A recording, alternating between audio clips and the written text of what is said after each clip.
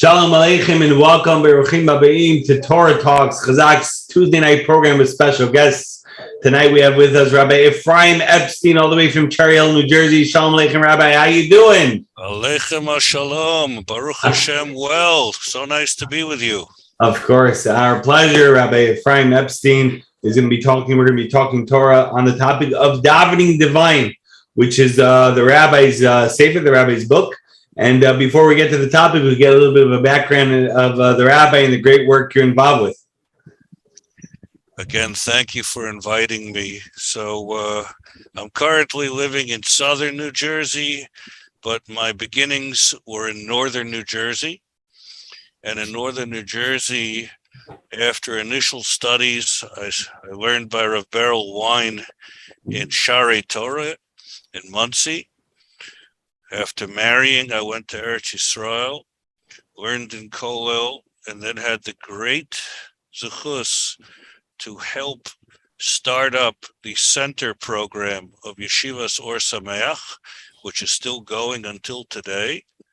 Until about 22 years ago, my wife and I decided to come back to New Jersey and play a role in the Rabbanus.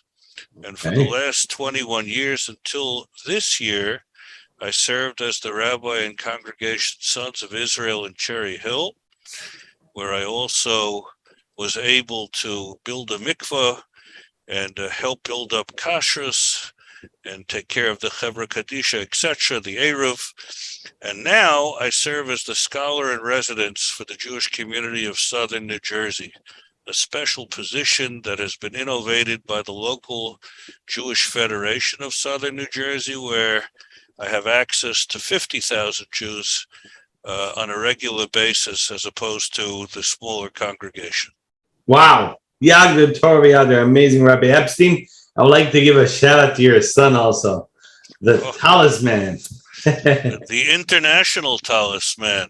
Yes. Who is has brought glory to the mitzvah of tzitzis and to talis. I saw recently in the Alei Shor that it said that the simcha that the Chazon Ish had when he would tie his own tzitzis, it was a simcha nifla she'en kamo. The very big happiness. I thought of the talisman in the spirit of the Chazon Ish, the simcha that he gets helping people with the mitzvah of tzitzis and talis. Shout out to your son Isano for all that he does for Klal Yisrael. Amazing Yagd Torah V'Yadir. So let's jump into the Davening Divine. So Rabbi, unfortunately, I see this many times that we're in shul, we're in the synagogue, and the guy rushes in, says, mumbles or a few words, blah, blah, blah, blah, whatever it is, and then he's out. And I think to myself, what was that? Oh my gosh, what's going on over here? So the question is, Rabbi Epstein, why does it seem for some that davening is difficult? What a chizuk, what inspiration could you give them? What advice? So I want to widen the question and ask, why is davening a challenge for everyone? Ooh. Everyone on their own path. The Gemara in Brachos says, Dalet Dvarim Tzrichim Chizuk. There are 4 matters that require strengthening. One of them is tefillah.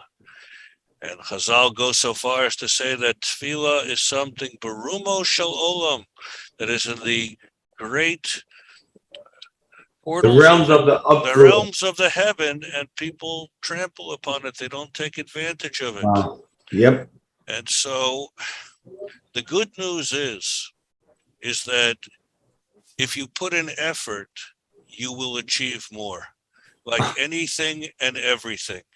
I also serve as a marriage and family therapist, and although there are 50 different types of therapies that people can use, the common denominator is when people put effort into their relationship, it is going to get better. Alachas kama v'kama, tefillah is expressing a relationship that we have with our Creator. And I don't know who is the one who said it, but it's very wise. Failing to plan is planning to fail. I love that quote. And I don't know if people plan enough what they want to accomplish when they go to daven. right? My children think I'm a little bit funny. When we go on a family trip and we're on the way to the zoo or we're on the way to the aquarium, I'll turn around at a red light and say, guys, what do you want to accomplish at the aquarium? And they'll say, Abba, what do you mean what do I want to accomplish? Oh, look at the fish. What do you mean what do I accomplish? I'll say, come on, we're going to a place. We're paying an admission. We're going to be in a place where there are thousands and thousands of species of fish. What do you want to accomplish? And they'll say, well, maybe I'd like to learn more about the octopus, or maybe I'd like to learn more about, the shark. Or, oh, okay, so you go. So I ask you, I ask me, I ask everyone, when you wake up in the morning and you go to the shul or you're davening, what do you want to accomplish? Because if you don't know what you want to accomplish, you won't accomplish it. And so what is it that we want to accomplish? I believe it's 3 ingredients. We want to express praise. We want to reckon with the greatness of the Borei Olam and the Niflos HaBorei, the wonders of the world, the wonders of creation. All of Psuke de Zimra is the opportunity to take a panoramic view. Nowadays, I don't remember what it's called, but when you go to certain tourist events, you put on a mask.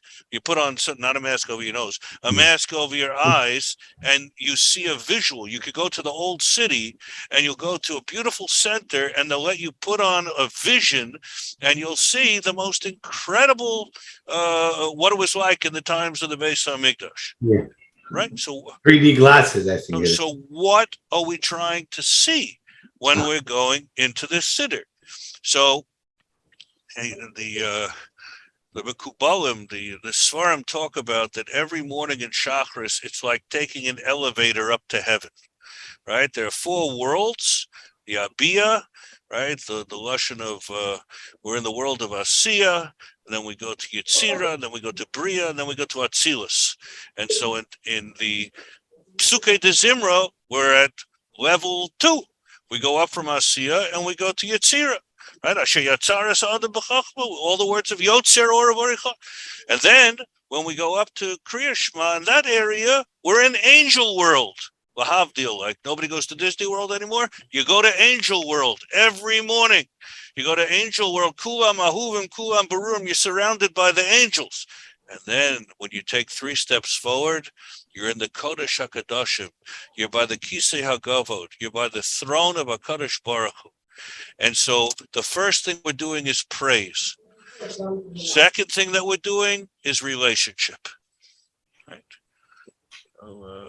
When kids are young and they have a friendship and they're having a problem, sometimes they say to each other, let's talk about us. Let's talk about us. I don't like the way, how's your relationship? Or sometimes you meet a teenager or somebody who, somebody on the younger adult side who's having problems with his parents. How's your relationship with your mother? How's your relationship? So I ask you, how's your relationship with your Creator? How's your relationship with him? What's your relationship like with your Creator? People look at you like, what? Whoever thinks about their relationship. What do you mean? You're davening every day, every morning, afternoon, and the evening, and the Shabbos. How's your relationship with your Creator? That's number 2. And number 3 is when you go to Tefillah, you want to unlock blessing. Ribono Shel Olam has a whole storehouse of blessing waiting for every single person in the world, but unless they make tefillah is the key to unlock the blessings. So if you want to know how to plan to achieve in your tefillah, that by the end of davening, through Psuke de Zimra and Kriya Shema and Amidah, you want to A, express praise and recognition of the greatness of our Creator. B, strengthen our connection and relationship with our Creator. And number 3, unlock the blessings that He is just waiting and interested to bestow to each and every one of us. Powerful, amazing, very, very, very practical 3 insights, tips for every single one to take upon ourselves to make prayer meaningful. Amazing, Rabbi Epstein, I love it. So as we all know, Tisha B'Av, the 9th day of the month of Av, which is the saddest day in the Jewish calendar year, with the destruction of both holy temples, Beit Mikdash, is around the corner. And the regular prayers that we have every single day, Shachrit, Mincha, and Arvit, okay, I hear we have a familiarity with it more or less. But when it comes to this, the kinot and slichot that we're going to be, the prayers that we're going to be saying on Tisha B'Av, it might also be difficult or challenging, like the rabbi said. What insight, what chidush, what advice could you give for us for the Tisha B'Av prayers? So thank you for asking. I think it's so important. So first of all, there's a certain excitement, not excitement about Tisha B'Av, but a certain newness, a certain freshness that when we approach a Yontif, and one day Tisha B'Av will be a Yontif, so we know that we are introduced to a different avodas hayom, a different service of the day. The challenge with Tisha B'Av is that the Hebrew is kind of difficult. The kinos, Rav Kalir, the elegies, they're not easy. And it brings me to really an insight that is applicable to all tefillah, but how much more so to kinos. And that is, when we daven, what are we doing? We're reading words. Do we understand what we're saying? Sometimes more, sometimes less. But prayer, tefillah, is something very different than reading. When you read a newspaper, you're not praying when you read. I hope you're not praying when you read. Well, actually, you should pray after you read the newspaper these days. But you're not praying the words of the newspaper, right? It's 3 steps. It's reading, it's understanding, and then it's aligning the understanding through prayer. Even in Shemona Esrei, because think about it. If you have the zechus of learning Chumash, of learning Tanakh, of learning Gemara, you're reading and you're understanding. You're not praying. When you do tefillah, you're also reading, understanding, but you're also praying. It's a very, very different experience.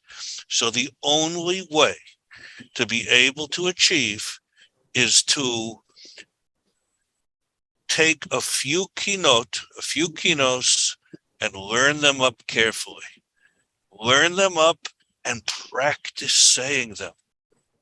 Right? People who wait until the Seder night to all of a sudden start going through all the Mefarshim, Rachmana litzlan to everybody else at the table.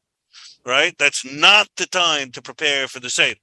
You have 30 days or more to prepare for the Seder. There are seminaries in Israel. They take the whole year to prepare for the Seder, right? And then when you come to the Seder, you could do the Seder.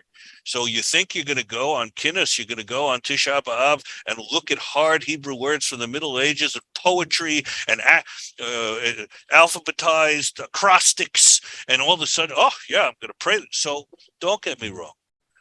Ribono Shel Olam hears every supplication, and whether you understand it or not, if you say it with your heart and with your tears, there is no question that in heaven no tear is ever unanswered, unseen, and no prayer is not heard. But for us to be able to get anything out of it, so it's better, I believe, if we understand what we're saying and we're able to pray it. Don't just say it, pray it. Amazing, Rabbi Epstein. Beautiful, beautiful. We have to prepare ourselves. We have to get ready. We shouldn't run into it like, oh my gosh, okay, what are we doing? Where is it? What's happening? Okay, 100%. Very, very powerful. We appreciate it. Okay, so right before we did the Torah talk, we started this Torah talk with Rabbi Epstein. Rabbi Abel from Chazaq, who is the man really involved with all the Shirim events, lectures. He's the director of the events programs. Show me a book of the rabbi. It's actually called Davening Divine, which is our topic that we're talking about tonight. And I realized that under the topic, it mentioned and it focused, with what I understand, correct me if I'm wrong, the book is about the tefillah, the prayers of Shabbat. Is that right, Rabbi? Absolutely. So why did you specifically choose the prayers of Shabbat as opposed to the weekday prayers or any other prayers for your Sefer, for your book? So really, the Sefer is a collection of weekly essays that I wrote over the course of 10, 12 years that actually originally were seen on the Orthodox Union website. It was originally called Tefillah Tips. It's interesting, you used the language tips before. But Rabbi Yaakov Haber, who is the CEO of Mosaica Press, he said tips are really for stocks. And believe me, we all need tips for stocks today, right? He says tips are not for davening. He says let's change it to davening divine. So I chose Shabbos because it's the place, the time when most Jews go to shul, right? Especially Shabbos morning. Right. Hopefully, Jews go to shul every single day, but women don't necessarily go every day. In fact, a lot of women don't even go on the Shabbat. They go on the holidays or the like. But the biggest congregational swell is always over the Shabbat, and therefore, I figured if I wanted a book on tefillah to be successful and have an impact, better choose the material that when people use it most. As my Rebbe, Rabbi Wein, likes to quote Yogi Berra, if you want to see the animals, you got to go to the zoo, right? So if you want people to learn about tefillah, do the tefillos that they say most often together, not to compare Klal Yisrael in any way, shape, or form to going to the zoo. That's a good thing for Chol HaMoed. Okay. Okay, very, very, very interesting. So that's very. How does one get a hold of the book Davening Divine, Rabbi? So you can Google it, Sounds good. and you could find it at daveningdivine.com. You could go to Mosaica. I think you could even go to Amazon, right? Davening Divine. Would you like it if I shared with you a type of insight from the Sefer? Yeah, please. Yeah, definitely. We'll love to. Okay. So the same way that I said before, failing to plan is planning to fail. Right.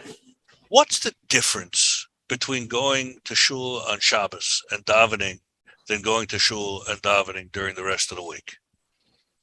You know, it's the same Aron Kodesh. We even read the same Parsha on Monday, Thursday, and Shabbos. It's the first Aliyah. We do a lot of the same things. It's the same Bima. It's the same as. What's the difference? It's a little bit longer. It is a little bit longer, but it's also a little bit shorter, right? The Amidah is only 7 blessings, right. And not 18/19. That's right. So what's that all about? Good question. What it's all about is that during the week, we're struggling through the toil of trying to work in the imperfect world that we live in, to try to pierce through the walls of barriers between us and HaKadosh Baruch Hu, because we live in an olam hanistar. We live in a dark world. We live in a world of gullus. On Shabbos, it all changes. Like we sing in the Zmiras, if we pay attention to the Zmiras, Me'ein olam haba Shabbat menucha. Shabbos is tantamount to the next world. Once heard Rabbi Tatz say over a class, I believe in the name of Rav Moshe Shapiro Zatzal, that says there's a reason why we wear white. You ever go to the Kosel and you see the Teimani, the beautiful all white robes that they wear, and all of us wear white shirts, or many of us wear white shirts, white talesim. What's doing with the white? Well, there's another time that we wear white. Achar Mea V'Esrim, when a person goes to the next world, they're wearing all white in the shrouds. There's a halacha. A person has to wash. Panav Yadav V'Raglov. Person has to take care. You know, it's an amazing thing. I was talking to somebody this week. In 1348, there was the bubonic plague, the terrible plague in Europe that wiped out so many millions of people, more than COVID. And what happened was the Jews weren't as affected.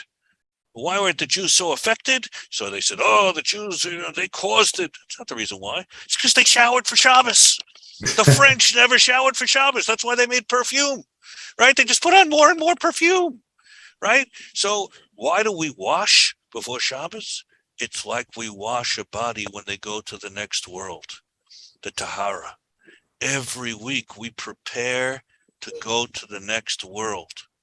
We take an elevator into heaven. So therefore, Rav Yaakov Emden brings, we have 6 Tehillim representing the 6 days of the week, and then we have Lecha Dodi, right?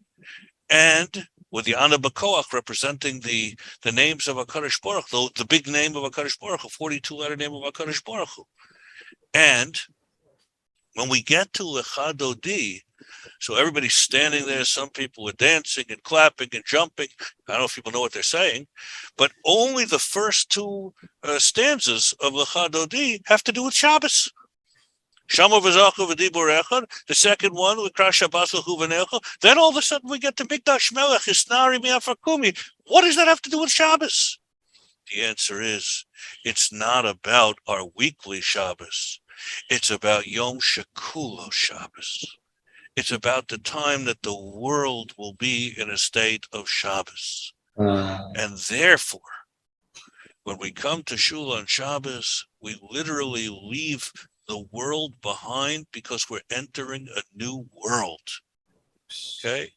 Now, one more point on this that you'll find in the Tefillah, in the Sefer, that I think is important, which, and that is that all year long we say the same Shmona Esrei, Ma'ariv, Shachris, and Mincha.